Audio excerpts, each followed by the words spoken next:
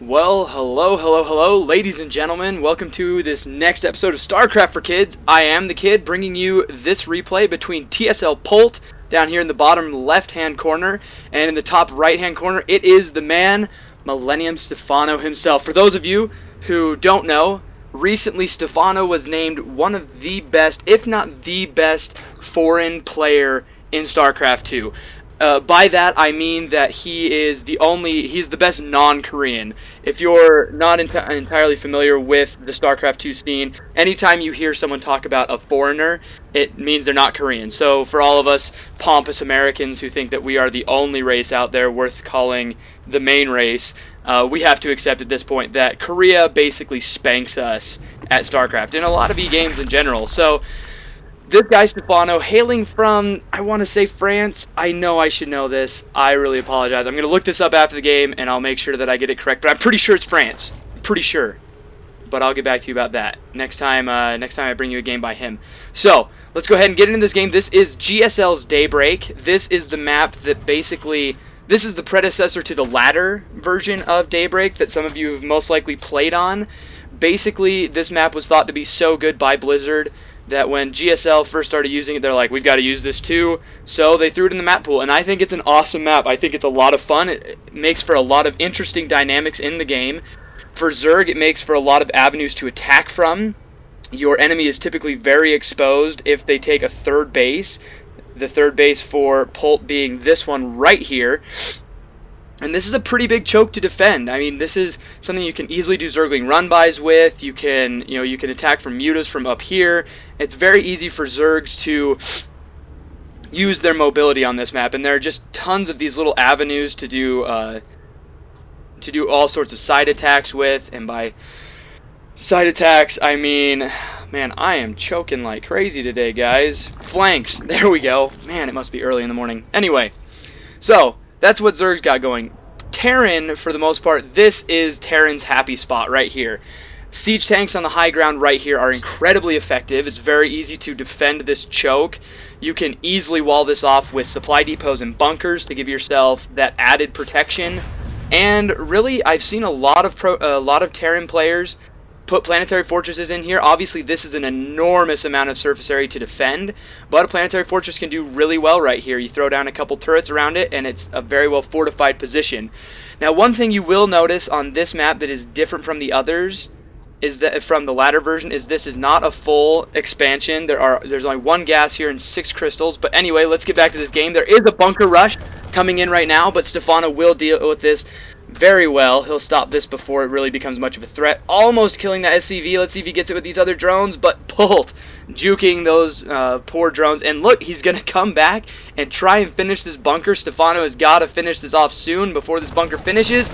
And nicely done. Finishes off the SCV before it can do anything. And I don't think he's going to lose any drones to this push.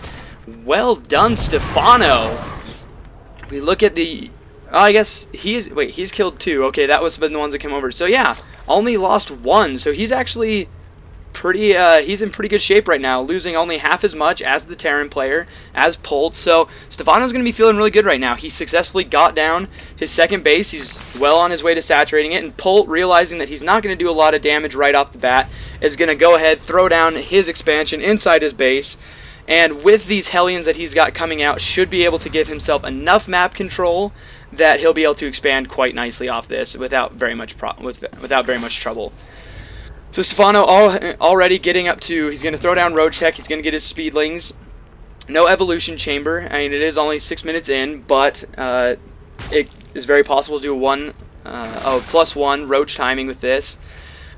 And only throwing down 1 gas. So this sort of makes me think that he won't necessarily try for any Roach push anytime soon. Usually you would see him get a couple, maybe 1 more gas geyser at this point. Obviously, if you're going to go into sort of a later game with that, with a Roach build, you're going to want at least 3 extractors going for 2 bases. And here we go. Polt's going to keep a little bit of pressure on. He wants to make sure that creep tumors can't go down right here. He wants to deny any Zergling scouting and things like that. And already, bringing in a command, bringing his orbital command. And yeah, Stephano needs to be careful with these links. He does not want to lose these links this early to this Hellion harassment. He really wants to make sure these Hellions do not get in the base because they could do a ton of damage. And look, here they go. But wow, he is bringing out a ton of roaches. I believe that was 10 roaches. 8 roaches with 1 more on the way. So he is going to do a little bit of a timing right here. And this could be rough for Polt. Basically, Hellions are the most useless unit in this game versus roaches. They basically don't do anything. And he's going to get up here and not really have very much to defend with. Basically, he's got this one Marauder that he can sort of do some damage with. And I like this by Polt. He's not pulling back. He doesn't want to bring his Hellions back. He knows they won't do much against the roaches. So he's going to see what he can do to try and bring those roaches back to the main base of Stephano. And look at this. Stephano not having any of it. Oh, is he going to pull back? Okay, he's just waiting for these roaches to come in, and this could be a really lethal push if he does it well. It's kind of too bad he doesn't have Banelings, but he could very easily break down this supply depot, and here we go. Let's see what Stephano can do against this.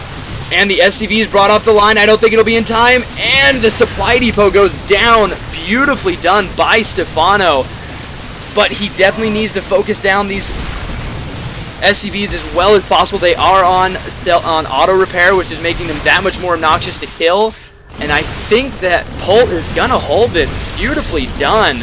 Using those SCVs was a great idea. Now, he did lose a lot of them in the process, but it's nothing that he can't come back from. And granted, he is down by, wow, that was a huge wave of drones by the Zerg player. But he can come back from this with mules and 2 command centers down. He can begin walling this off. That's no doubt what this supply depot is for. He wants to stop Zerglings from running by. I wouldn't be surprised to see him throw down basically 2 more supply depots here, 1 more here, and then a bunker to really wall himself in hard. And look at this. All this while, Stephano going ahead, throwing down his 3rd base, trying to get a pretty healthy macro lead on our Terran player.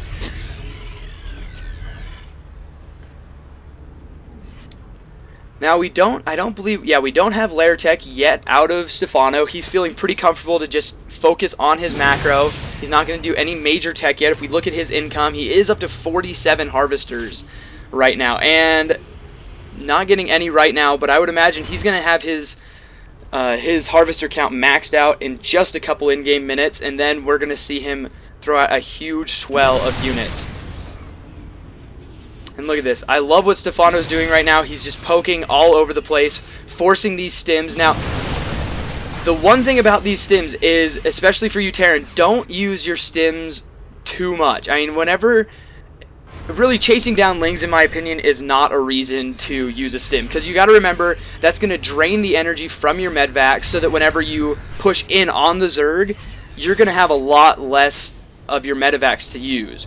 So be careful when you use that. Now, I do like this, using a stim on just 1 or 2 units to scout ahead a little bit, look what you've got coming ahead of you, see if maybe there's some Banelings coming in. Notice he did send in a Marauder. That would absorb any Baneling hits coming in. And this is, I don't think this is going to work for Polt. If he gets a surround right here and those roaches get in here, this could be bad news for him. And look at this by Stephano. These Lings have 1 armor and a beautiful pickup by our Terran player. He did not want to lose those units. And this is a ton of Zerglings by Stephano. He has 64 Lings right now and no roaches. Interesting. I don't know where those must have all died in the assault that he put on. And look at this. He is sitting on over 1,000 minerals right now. He can throw out a ton of Lings. And even teching up pretty well. His Zerglings are going to be 1-2 right now. And I gotta admit, for some reason, I have a really hard time remembering to do upgrades as Zerg. I feel like I always discount them. I'll usually get like 1 attack for my Mutalisks, and then, unless I'm going like a Roach Hydra build, I do terrible with my upgrades. But Lings with these upgrades become very lethal, especially once he gets up to Hive and gets the Crackling upgrade. Zergling DPS goes off the charts. So let's take a look at the income. Our Terran player is basically caught up with the Zerg player in the number of harvesters. Now you will notice that he does have more crystal income. That is because of his mules.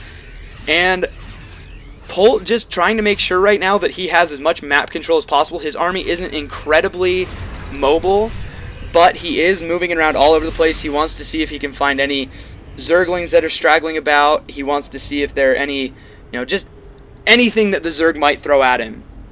Now, these Marines do not have any upgrades. One attack is on the way, and a third command center is on its way up. So, Stephano and Polt both going into a very heavy macro game. I don't know that I've ever seen this many Lings. At this point in the game, Stephano is just going nuts with his Lings right now. And this can work well, but at the same time, it's kind of risky because if, a good couple Hellion pushes, some siege tank volleys will just completely wipe this army out. So Stephano definitely needs to be careful that he doesn't lose this entire army to, one fell swoop of splash damage. But he can do quite a bit of damage with this. These Zerglings will be good against siege tanks as long as they can get us around. They will also be good against these Marauders if they get us around. But they need to get the right engagement. This is the biggest problem with this many Zerglings. They can be incredibly effective, but if they don't get the right positioning of their attack, they will get destroyed so easily. Now, Stephano moving up to Infestor Tech. I like this idea. He has seen a lot of bio out of the Terran.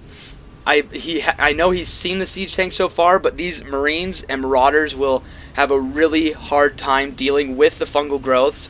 And look at this. This is what I was talking about. The Terran need to do more often. Wall off with your supply depots. Now, I know that you might be worried about running low on supply and that stuff, but really, supply depots don't take that long to build. And think of the extra defense you're getting. All of your units, every Terran unit is ranged, so you might as well give yourself a wall to work with. Now, Stephano poking in with these Lings. He's not going to engage up there, but he may... I'd be kind of nervous if I was Polt right now. I feel like if I saw this many Zerglings on